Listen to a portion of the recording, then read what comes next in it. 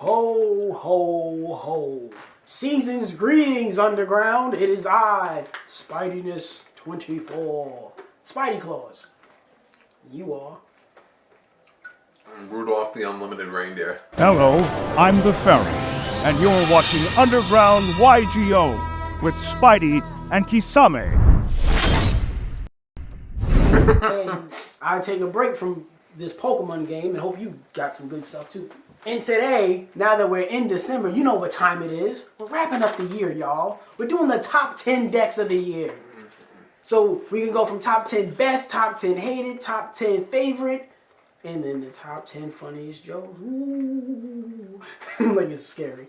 But in today's video, top 10 best decks of 2025. And this is through my intense research and experiences of what I play with and what I think is good. Because there are some decks that could be honorable mentions on there as well. But I'll mention later on. So if you feel like they could have taken the 10 spot or the 9 spot, it'll be probably later on the list. Because I base this off of the dominance for how many months where it was a deck within like the top 16, top 8.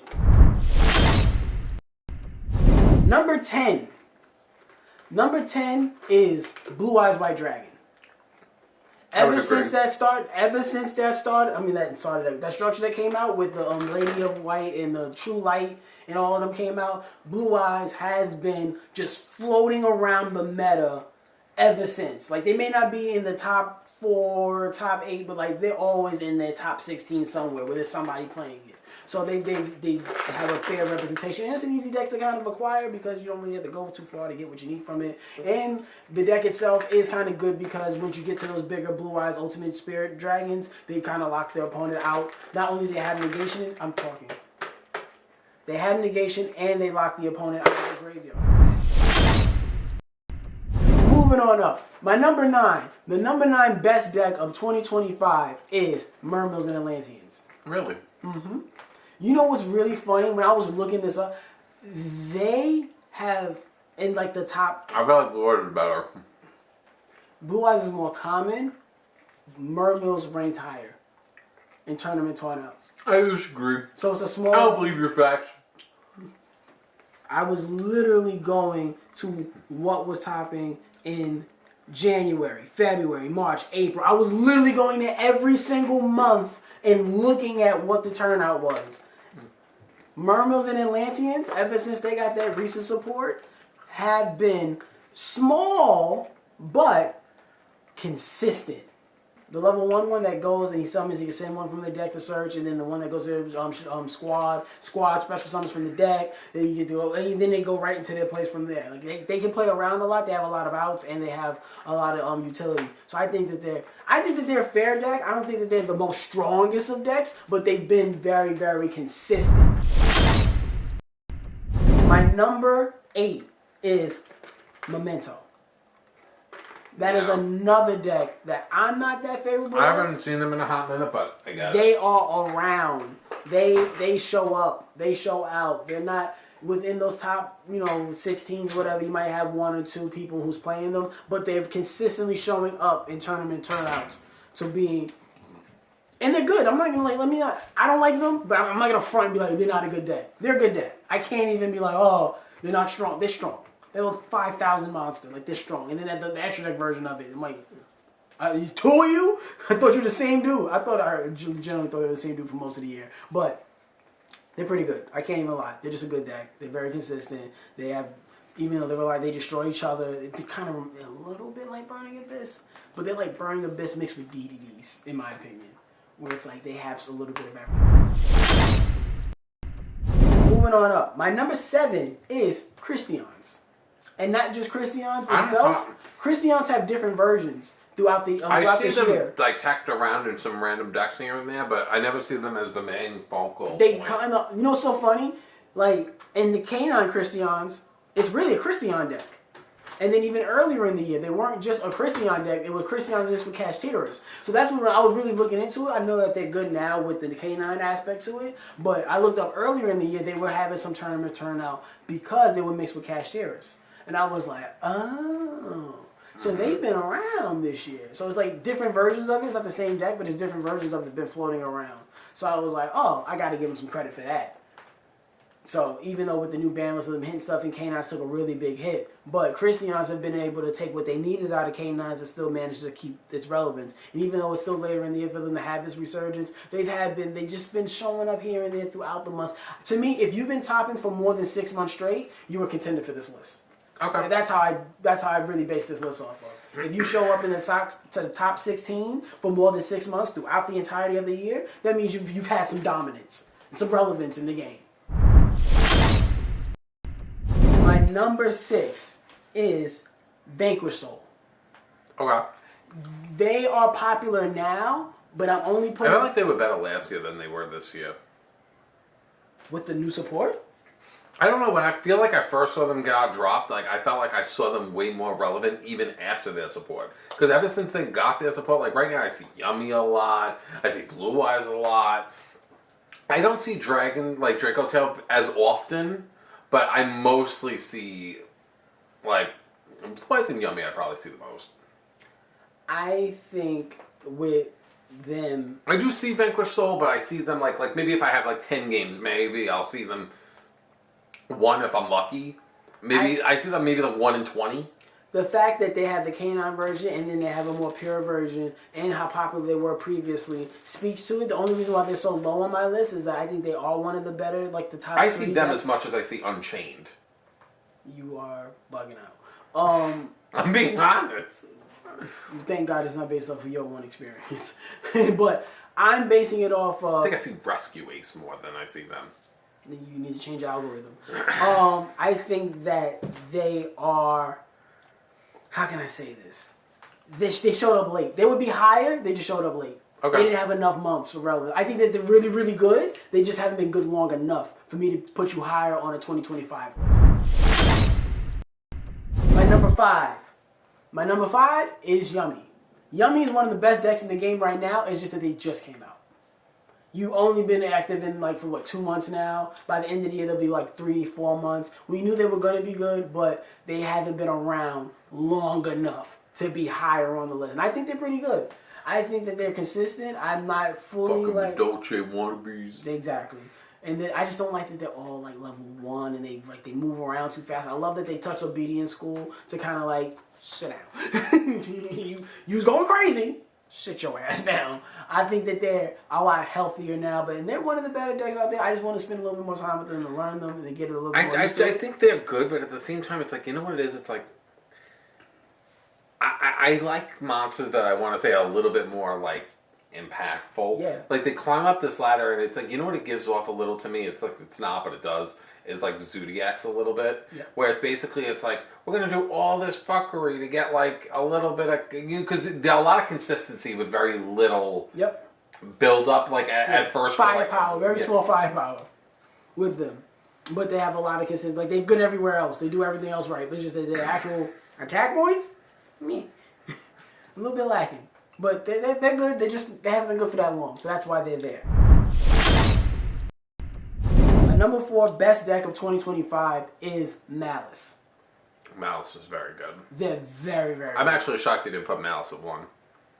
You know what it was? They dominated for a long time, but also I feel like there were because other even decks... with them even reflecting on Malice, it basically be oh, we're gonna kind of talk about this, but it's Malice is one of those decks where it's I feel once they start, it just fucking spirals out of control. But you could say that about a lot of decks. But it's once that... To me, they're easier to stop than the other decks. It's so weird because it's I guess I struggle with them a little bit more than most decks. It's because I don't really struggle with Yummies. Because Yummies, I feel I'll throw a disruption here and there and I'll see them slow down and stop. Malice? Nope. Once they go... because thankfully they lost Splash Mage, so now they can't climb up the ladder as easy. But once they start going, I just feel they just start being it's just they build on mad quickly. I'm all right, now there's a fucking link with all the arrows, and I'm just oh my god, they're really good. I play Malice, so I like them. I do like Malice. It's a deck that I haven't tested them yet. I wanted to originally. That's a deck I think I might try when they kind of fall off. They are. Well, not yet. I see them all the time. Well, because it's people are hanging on to relevancy, but they're definitely a tier 2 deck. They're not in the top It's so weird because I don't know. I just different because I see them all the time. I think that they're extremely powerful. I don't know. Go on. They're really good. I like them. It's just that they got nerfed, and even with the most recent ban list, they've been nerfed heavily, and because they've been so good for so long. So the only reason why they're number 4. Well, I'm saying number 4. Like number 4 is like the bottom of your shoe. 4 is still very, very high. That's it's just true. that these other, it's only because of how bad they got hit. Okay. That's why they're not there. So like where they're at right now, to me, is borderline about to be irrelevant. All right. My number 3 is Draco Tale. Draco Tale is one of the best decks in the game right now. If I was to show you the most recent tournament torn out for the last month, TCG, boom, Draco Tale's number 1 in top decks. If I was to go to tier list, so you can see it, boom, who's number 1? They're right there. 120 players played that, so that's a 125% representation. They're right there, and mind you, they're right there. So like, I'm not like I put them there because like I see it. You're not wrong. They're there, but they just haven't been out long enough. But how dominant they are!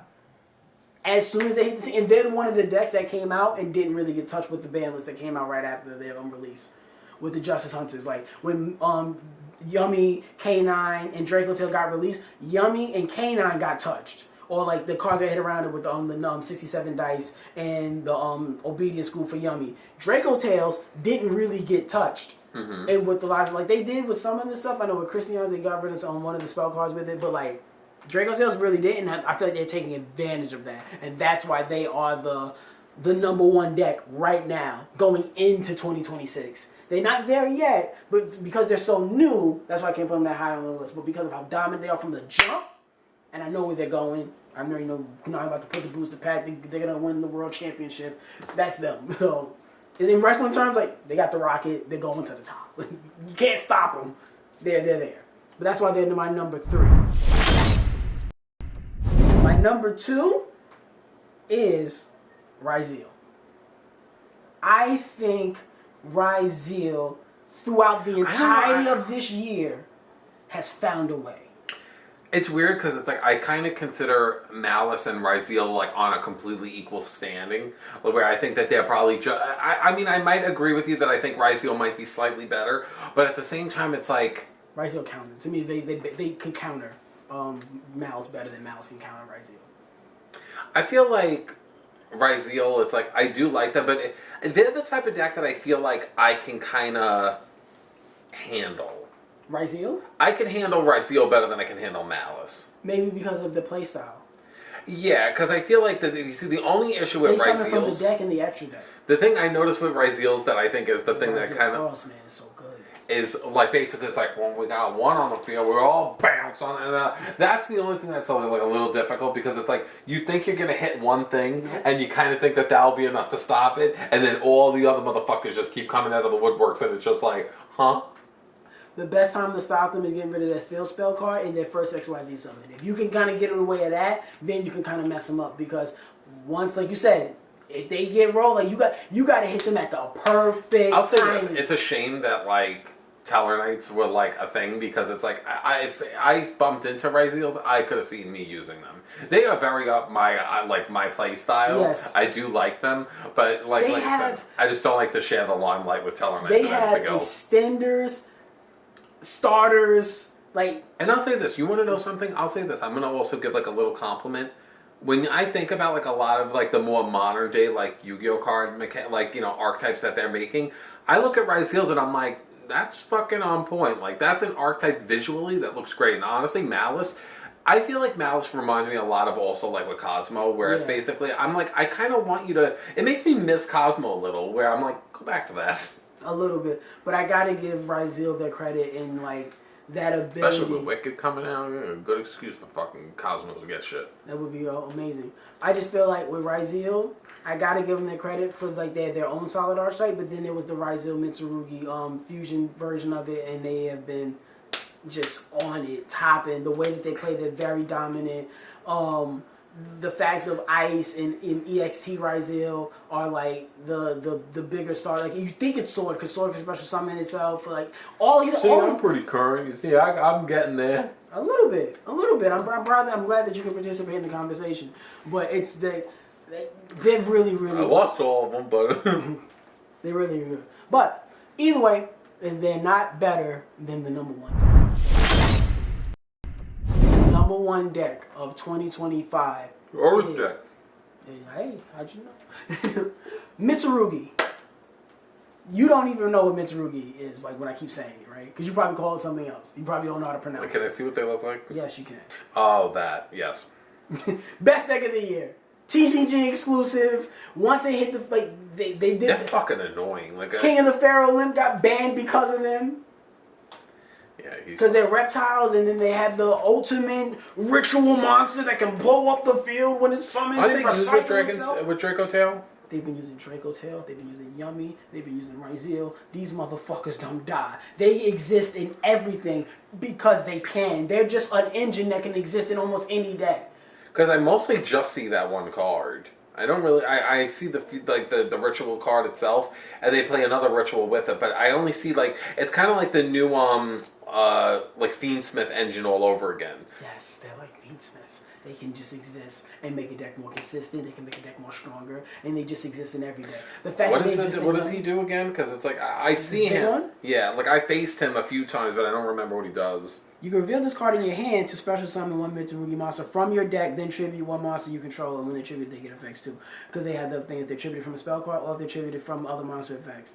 And then if this card is tributed, you can add a Mitsurugi card from your deck to your hand, except itself. Then you can special summon this card. You know what that kind of gives off? That gives off the Eldridge back in the day. Or that effect is getting. And then if this card is tributed, add another Mitsurugi card from your deck to your hand, except itself. Then you can special summon this card. So they all have that effect of how easy it is for them to jump on the field. And they have these quick effects. They're really big. They're really strong. They exist as engines throughout all the other decks. They've jumped into this game. To me, I think because they were TCG exclusive, that's where nobody saw it coming of how good it was going to be. Yeah, because I think the last time they did a TCG archetype exclusive, it was the Goblin Bikers or some shit, and they were like. That is the 10 best decks of the year in my opinion. What do you guys think? Oh, I forgot to get to my honorable mentions. Oh man, I know there's some decks out there that people thought I might have missed out on. So to get to my honorable mentions, there's only 2 of them really, little 3 decks. And honorable mentions that I would like to say were good, just not good that long. Tenpai.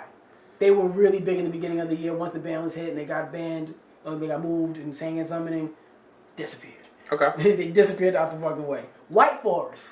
What that doesn't mean is they were really, really good. They've been showing up here and there. I think I've only seen them maybe about 4 or 5 times. But they were good, but they just weren't. They never got high enough for me to want to recognize them to be you deserve to be in the number 10 or the number 9 spot. The last one that I think is only because of they haven't been they've been throughout the year. They've been sprinkled in there. They're not going high enough, consistent enough. Luna Light. I can see that. I'm shocked that Brandon didn't That's going to be going into because Branded Draco Tale is going into next year. Gotcha. So for next year's list, what do I think is going to be good for next year? You'll see that in January. But that's my list. Let me know if I missed out on anything. Is there anything that decks that you agree with, disagree with? Comment and let me know. Anything you want to say? Check out my Instagram and check out our 2 previous videos. Season's greetings. See you guys next time. Still November, man. They don't know that. There's a fireplace there. It's Christmas. It's Kwanzaa. This is where you choke me up. You go, son. Choking another way, man. You love that. Hey, this is Seno Kaiba. Listen, Kisame and Spidey, I just want to tell you something.